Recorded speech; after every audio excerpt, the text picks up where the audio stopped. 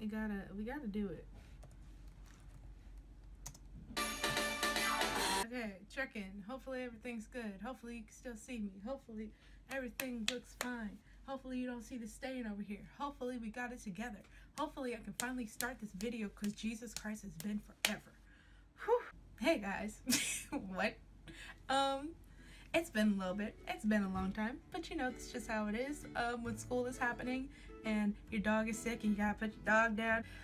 But you still walk out of the semester with a 3.0-ish. 3.0 and some change. Like, ain't he good? Ain't he just, yes. If you don't know what's going on, it's probably because you don't follow me on Twitter. If you follow me on Twitter, that's kind of like my third home, because Costa Rica is my second, and then like right here is my actual house. And yeah, so I put a poll out on Twitter. You guys wanted to hear about Crepe's Cult Church. If you haven't watched that story time, I'll put it up here or over here. I don't know where it goes. And you can watch that first because all the characters in this story time are from that story time. So it's probably best that you go and watch that one anyway. And while you're there, give it a thumbs up, because that way that I know that you watched it, and then I'd be like, oh, they for some reason like me, even though I don't post ever.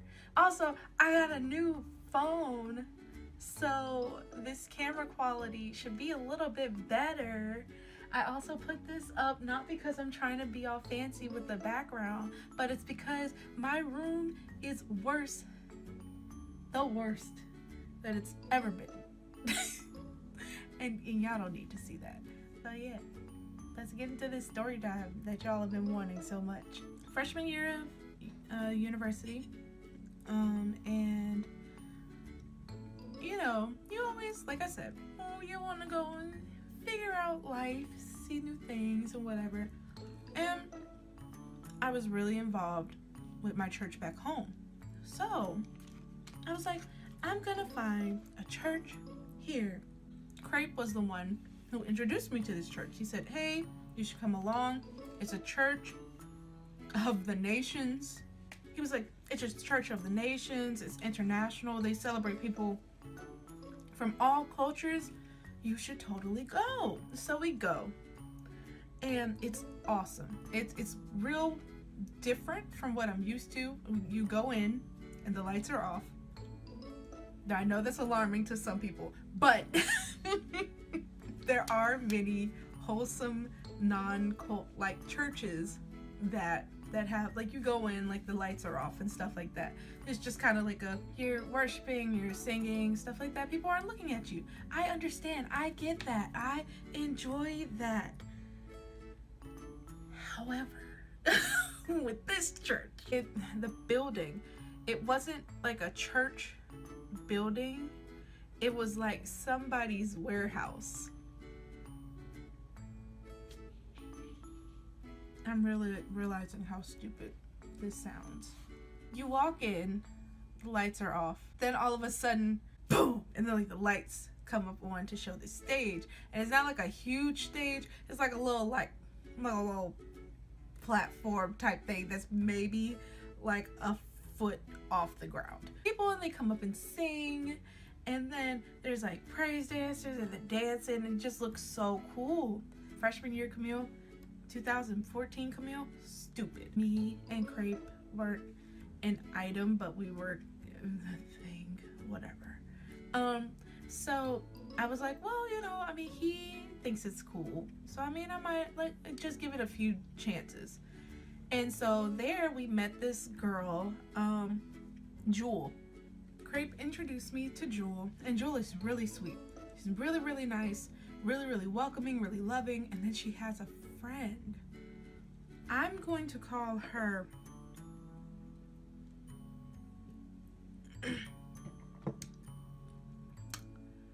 Sourpatch.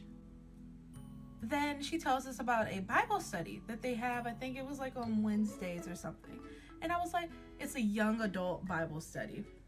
And I was like, okay, cool. I love Bible. I love Jesus. I love everything. Let's go. Go to the Bible study, and they're talking about it and everything. They're talking about whatever they were learning.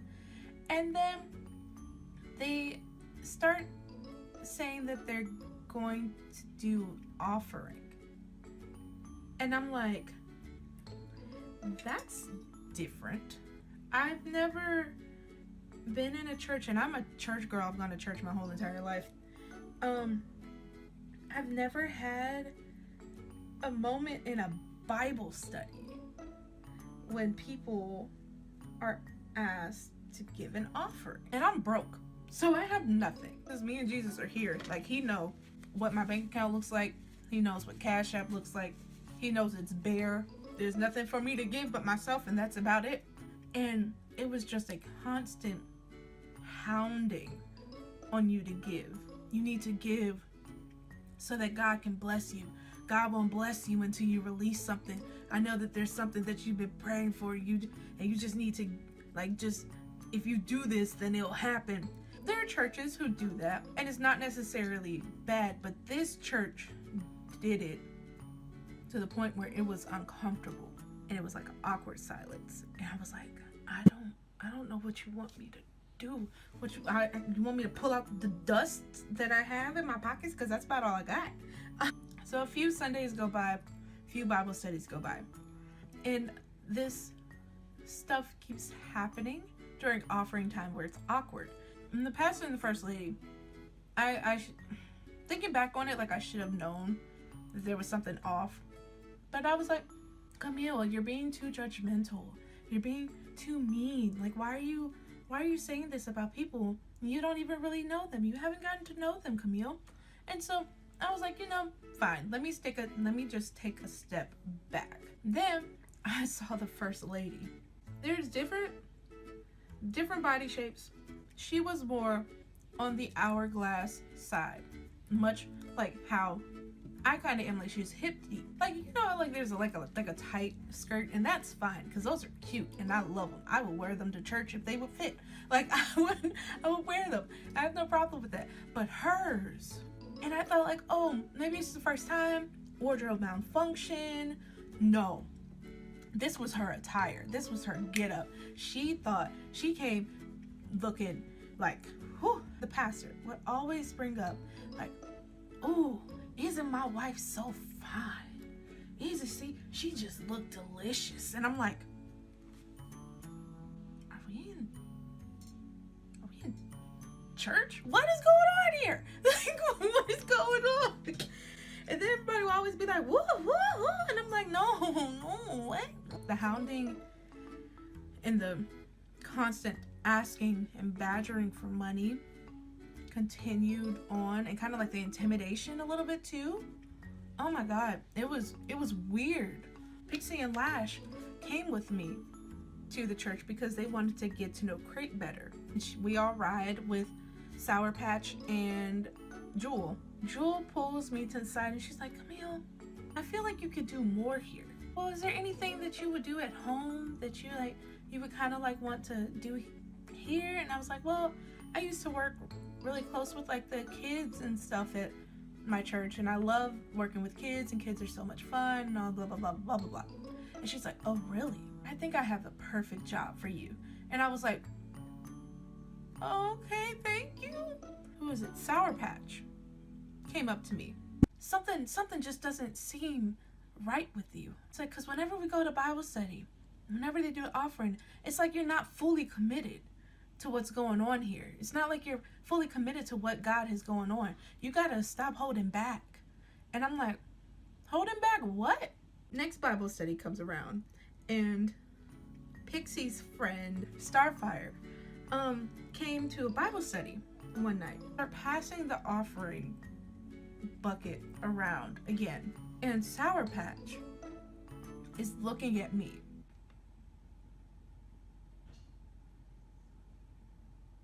We leave, we get back to campus, and I talk to Starfire, and she says, how do you feel about Sourpatch? Well, during the Bible study, she kept on looking at me, and she does that a lot during this church services, and she'll come up to me and she'll talk to me, and she seems really nice and everything, but I don't know how I feel about her. The next Sunday, Sourpatch, and she comes up and she's talking about like, oh yeah, I'm really close to the pastor and like they're great people and I follow them wherever they go. They went they were originally at blah blah blah and I was there when they started it up, and so I came here because I really believe in what he says, and that he teaches the Bible with such passion and everything like that. And I'm just like, okay. And so there was this one Sunday when the pastor came up and he was preaching some message about something. And I can't tell you what the message was about because I don't think he knew what it was either. Like, I feel like he got up there and he just started saying stuff. And it was like stuff that wasn't even in the Bible. He was just talking about his life. Yeah, like I cheated on my wife a couple of times, like, and she took me back every single time. Like, that's God's grace. Like, even in our marriage, I haven't been faithful, and my kids over there know it. And I was like, what is going on here? What is happening right now? What? Who? What? And he was like, she's such a beautiful woman, isn't she? And everybody was like, yeah. And I'm like, no. What? What is going on here? Like, he didn't have no message prepared. He didn't open his Bible once. He was just talking for a straight, probably 35 minutes. And in my head, I was like, this is not right. Something is weird with the constantly asking college students. It's like its biggest population that it's claimed that it wanted to serve. Go ahead and give 200. Give 500. And this church didn't have a denomination. It wasn't with any particular group or association, churches. I don't freaking know what it's called. These things started to click in my head, and I was like, where are most of these people from? A lot of these people are from like Crepe, like if anybody knows anything about Crepe, is that it's like there you have some people who vary from the norm. We always mention voodoo. Always mention voodoo. And I'm like, this is weird. Why are you always talking about voodoo? He's like, you guys know the chant that they do? And then he would do the chant, and I'm like, don't do that near me. Don't do that near me. I don't want to die. Don't do that near me, please. Please, bruh. Please. They kept on always talking about how they wanted to build a church in Miami. In Miami? Miami. What? I don't live in Miami. For people, I live in Tennessee. What we look like building a church in Miami? We, them, not us. I'm not part of them. I got $3. Like, all this was in one day. And Lash was there too, because she was singing. And so we're just sitting there like half listening, because I'm already mad at Crepe. The service was trash. People keep asking me for money that I don't have. And then all of a sudden the pastor says, now we're going to welcome our new members and give them this certificate of membership. And I was just kind of like, oh, well, isn't that nice? People joining the church, that's a good thing. Like, that's a good thing when you have people, like, your church is growing. And then they say Lash's name. And Lash looks at me and she's just like, what? How did they know my name? Because we never told anybody, like, our first and last names. We would always be like, and we gave them no checks, no credit cards, no nothing for them to know our names. Nothing for them to know our full names. And they called out Lash's full name in front of all these people and called her up on stage to come and get her certificate of membership. Did you sign up for membership? what? No, I don't know how this happened. And then so she goes up and like, they go up and they're clapping and everything. She goes up on stage and she's holding a little picture thing. And then I'm like, what the heck is going on here? And then they call out my full name. And I'm like, I don't have my full name nowhere. How you know my government? I ain't tell nobody this. What is going on here? And so they give me a certificate of membership. And we're walking up on stage and the pastor, like from afar, like this dude looks sketch. But even closer up, dude looked even more sketchy. And his wife even more sketchy. Like I don't even know how to explain it. She looked like, my girl looked like Ursula, but like she was, you could tell she was up to nothing good. She was slim, thick. Not like, she was slim, thick, but like with 12 C's. Wearing skirts that if she bent over, it would have been done. It was Jafar and Ursula were just initiated me. Jafar and Ursula just made me members of a church that I never said I was a part of. Like, what is going on here? What is happening? And so they're taking pictures and everything. And I believe that they're, let me check. Oh my God, they still have us on this page. They still have us on here. Oh my God, oh my God, there I am. There's Lash, there's Pixie, there's me, there's Starfire. We're all still on this freaking Facebook page. And never once did we say we were going to be members. Ever.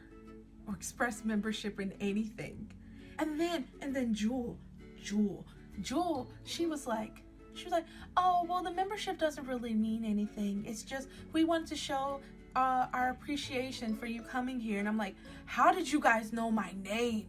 Starfire was like, yeah, I told Sourpatch that I wasn't really going anymore because that's not where I felt that God needed me to be. And Sourpatch went off on her. Like, it's like, why would you waste our time like that? Why would you say, like, we brought you here and you never were really committed to us anyway, and stuff like that. And then after that, we never went back. They changed the name of the church. Like, after we left, they changed the name of the church. They changed to a different location, but they still have that same, like, the picture of Lash in their profile picture. It is just, it's crazy. It's freaking crazy. Why do we think it's a cult? It's because not only like them just randomly making us members, constantly hounding us for money that we did not have, and then kind of like trying to, not, I guess you could say, like, shame us for not giving as much as the next person. They're like that constant like intimidation of like, you need to give. And then Sourpatch just being so intense about the church. And she would even say, she's like, I know I'm intense about the church because that's just how deeply I feel that this is where I need to be. And I was like, all right, sis, how you know my whole name? My whole name's not even on any social media anywhere at all. And they knew it. Like, what? So yeah, I don't know if like that was, I don't know, as climatic as you guys wanted it to be, but that's what happened. I'm not gonna make up stuff just because it sounds cool. This mess of a story time. If you like this story time, give it a thumbs up, because I plan on doing a lot more and editing a lot more and being more conscious that there are people who actually want to see these videos. I'm gonna make sure that I do that. So go ahead and subscribe if you want to, or I won't blame you if you don't, but I kind of want you to subscribe. And I will see you guys later. Follow me on Twitter so you know what's up at all times. Yeah. Okay. Bye.